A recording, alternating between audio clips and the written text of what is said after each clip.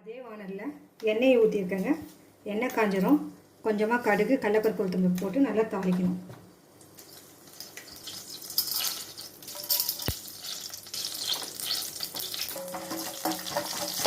இப்போ கருவேப்பிலை, பச்சை மிளகா,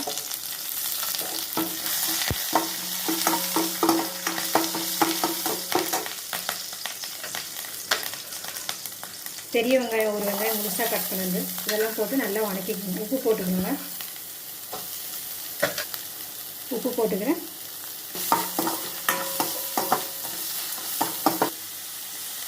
நல்லா மிக்ஸ் பண்ணிக்கணும். மஞ்சள் தூள் போட்டு நல்லா மிக்ஸ் பண்ணிக்கணும்.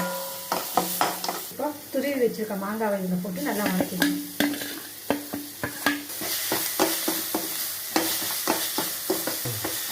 இதே மாதிரி லெமனு, புளி, தக்காளி இதெல்லாம் போட்டு மிக்ஸ் பண்ணி கூட நீங்கள் இந்த டிஷ்ஷை செய்யலாங்க.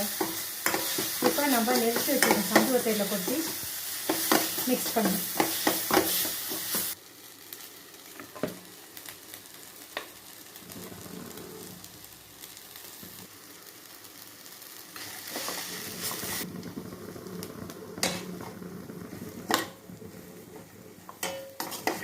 மிக்ஸ் பண்ணிக்கணுங்க.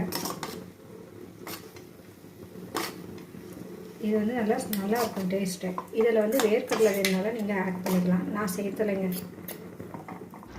கொத்தமல்லி தழை தூவி நல்லா கிளறி விட்டுருக்குங்க. இப்போ நம்ம மாங்காய் சந்துவம் ரெடி. நீங்களும் செஞ்சு பார்த்து எப்படி இருக்குன்னு சொல்லுங்கள். தேங்க்யூ.